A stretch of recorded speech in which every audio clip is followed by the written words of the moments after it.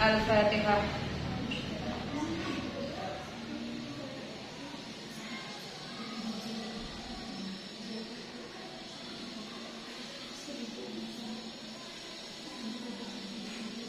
Kemarin terakhir tentang cara belajar itu bisa dua macam. Yang pertama sedikit-sedikit, nambah sedikit diulang 2 kali, kalau nggak hafal 3 kali baru nambah lagi. Cara yang kedua langsung banyak tapi diulangnya sampai banyak, sampai 100 kali. Sudah konsentrasi. Nah itu berlaku di mana? Biasanya di beda ilmu beda cara ya. Beda ilmu itu beda cara. Kalau di Kalau di ilmu Al-Quran, menghafal Quran itu biasanya untuk anak kecil itu ada yang pakai memang langsung banyak. Setiap hari dibacakan 1 juz, kan banyak ya. Setiap hari dibacakan 1 juz tapi 5 kali. Ada metode yang seperti itu. 1 hari baca Al-Baqarah sampai akhir, sampai 1 juz, ping 5. Kalau 30 hari berarti 5 kali 30 berapa? 150 kali baca 1 juz. Itu sudah pernah ada yang melakukan dan anak kecil itu berhasil hafal ya. Bisa cara kayak gitu. Bisa cara yang sedikit-sedikit. Yang saya praktekkan sedikit-sedikit. Per ayat, per kata. Kalau hafal baru nambah. Kalau ilmu yang lain itu juga beda tipe ilmu, beda model ya.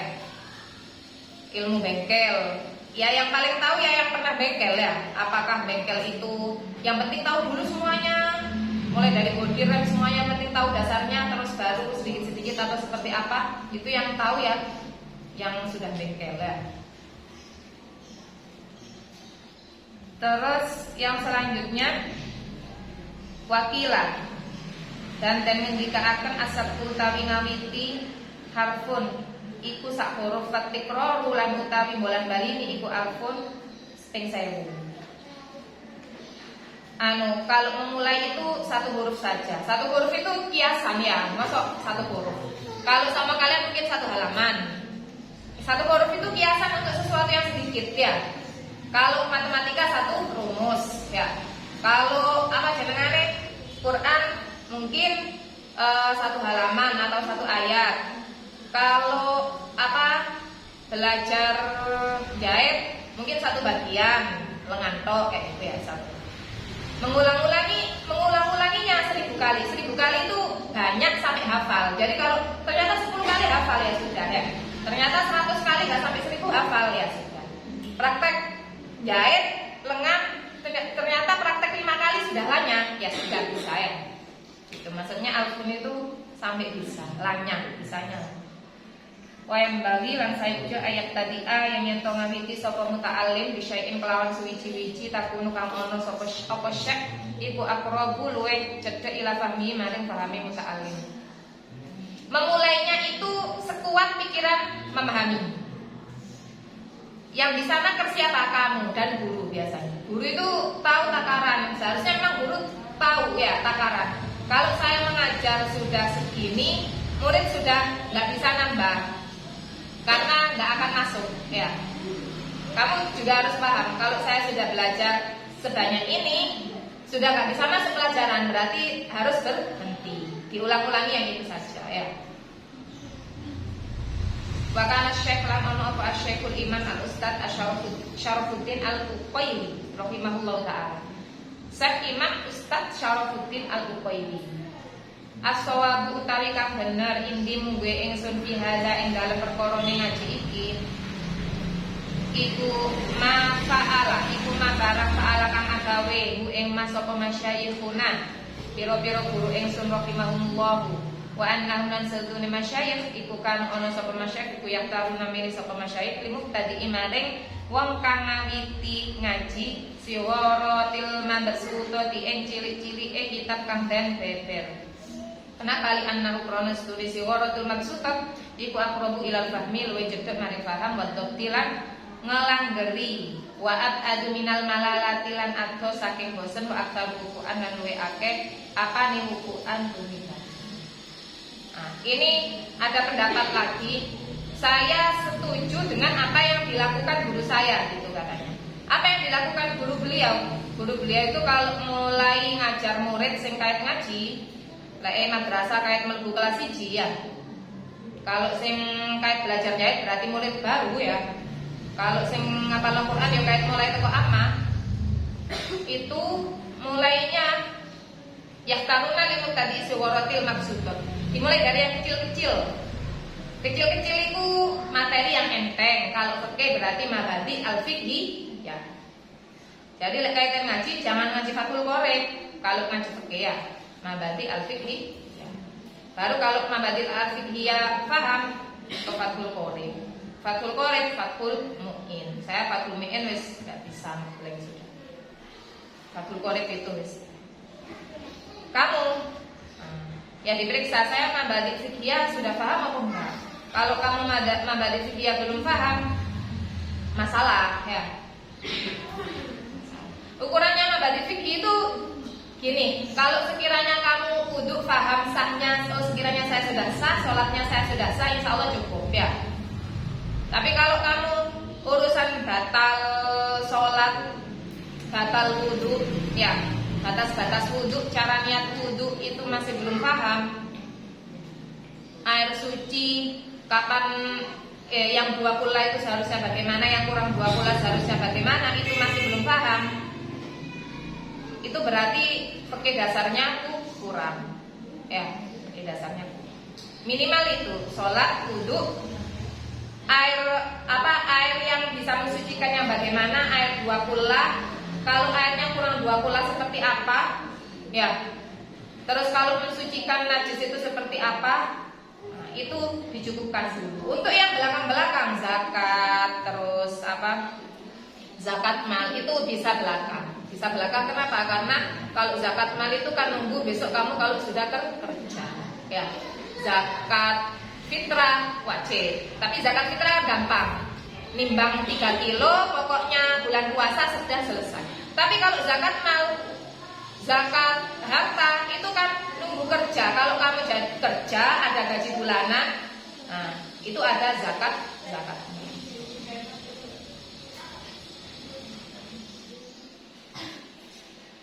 Atau kamu jadi orang kaya, sawahnya banyak berhektar-hektar, atau punya kambing banyak sampai lebih dari 50 ya, sapi banyak, wajib belajar zakat. Kenapa kok suruh belajar kitab yang kecil? Karena kitab yang kecil itu mudah dipaham. Iya kan?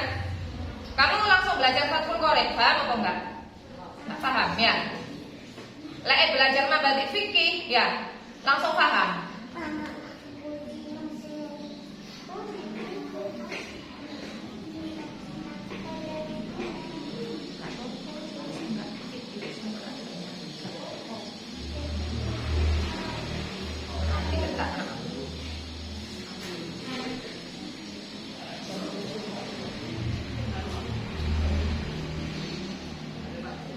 Kemudian itu tidak membosankan. Ya, kalau belajar yang ringan itu tidak membosankan dan lebih banyak atau lebih bisa untuk dimengerti. Wayang bagi Ayyub Aliko. Gurunya ada yang sudah datang? Belum ya? Lan saya jangan pamit sendiri ya. Yang ada di luar suruh masuk. Dari area ke belakang sampai keluar, pindah ke depan. Dari area ya, pindah ke depan. Dari lilis yang di depan showcase sampai ke belakang, pindah ke depan. Dari lilis sampai ke belakang, pindah ke depan. Dari area sampai di luar, pindah ke depan.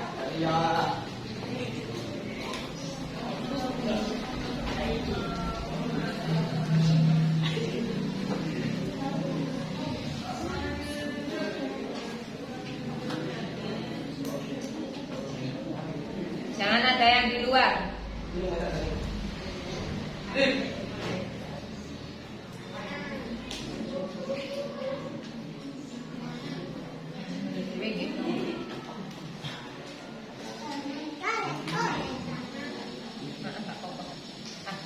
di pintu jangan ditempati, pindah ke depan.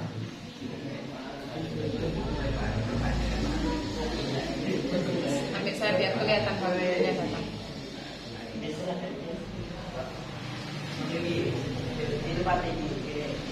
Langsung pindah ke depan. Dari belakangnya Arya semuanya pindah ke depan. Teko burine Arya dari belakangnya Arya, berarti dari Alif ke kiri semuanya pindah ke depan. Biar nggak lagi sulit.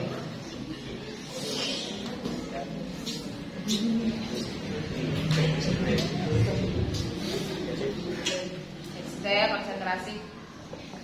Wayang bagilan saya jo ayu aliko ento nyateti sapa muta'alim asab ko ing ngaji ba'dal bukti ing dalem sause melanggeri itu sudah paham. Wal i'adati lan nyalini kasiron kelawan akeh utawa ngulani kasiron kelawan akeh fa innahu mongko setemene taklif dan i'adah iku nafiun manfaat dan kelawan sana. Kalau sudah belajar, ini yang nggak pernah kalian lakukan ya. Hampir semuanya saya kira nggak melakukan. Cara belajar itu gini. Setelah diajar, al-liqas sabaqo dicatat.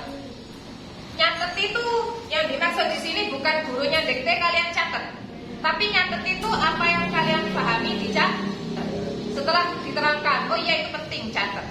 Catat itu apa yang kita paham. Ya. Jadi catat yang ketika guru dikte itu nggak cukup. Itu podo ambek kalian menyalin ya. Ya itu benar, itu dibutuhkan, tapi itu nggak cukup sebenarnya. Yang dibutuhkan itu nyatet setelah kalian paham. Jadi setelah paham dicatat, kemudian mengulangi dengan sebanyak-banyaknya. Itu sudah saya praktekkan berhasil.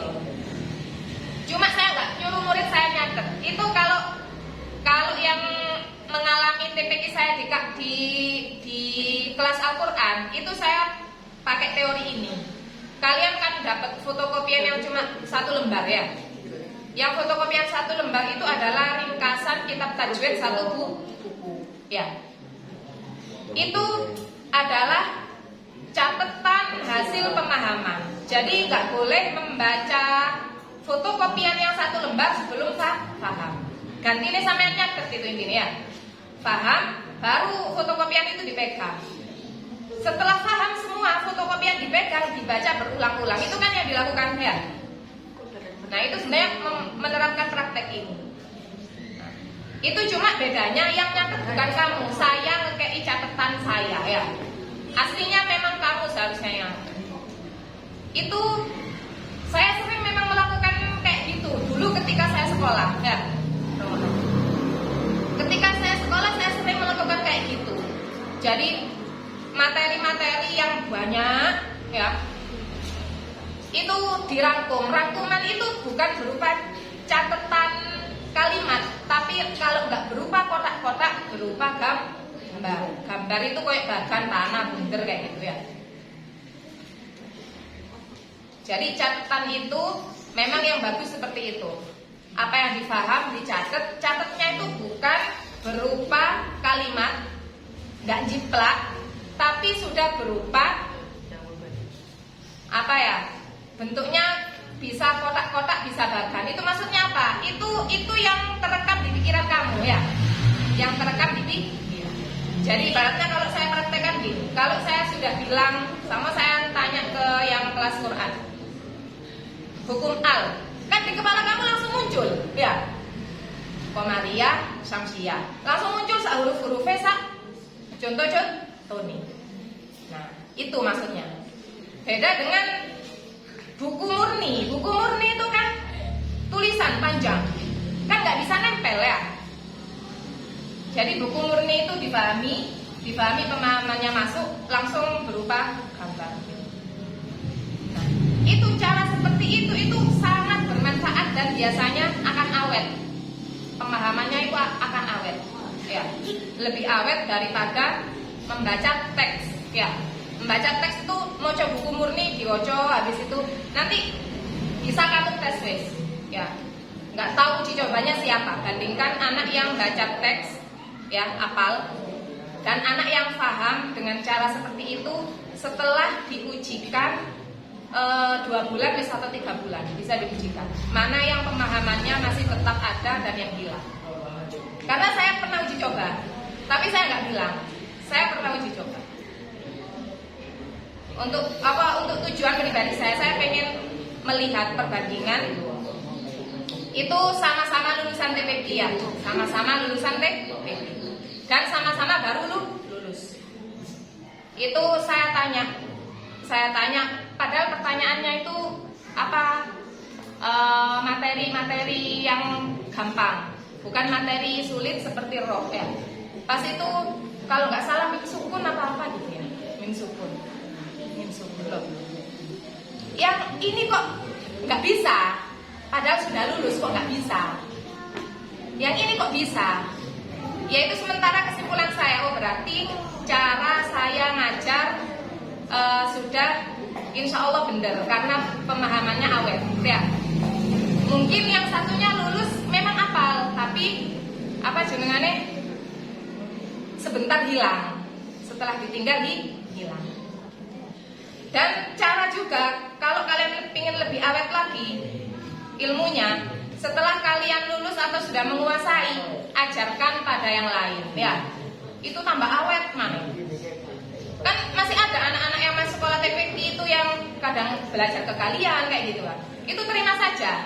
Ya, kenapa itu membuat ilmu itu lebih awet?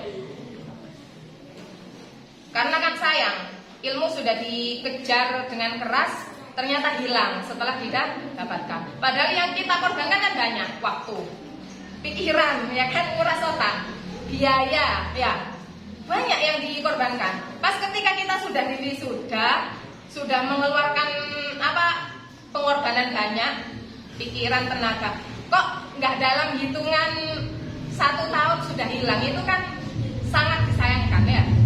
Sangat. Jadi saya harap semua yang mencari ilmu ya, ilmu itu jangan sampai di batas wisuda ya. Ilmu jangan sampai di batas naik kelas. Ilmu itu harus sampai batas pada di bawah seumur hidup menjadi manfaat ya di semua ilmu ya. Wallahu a'lam.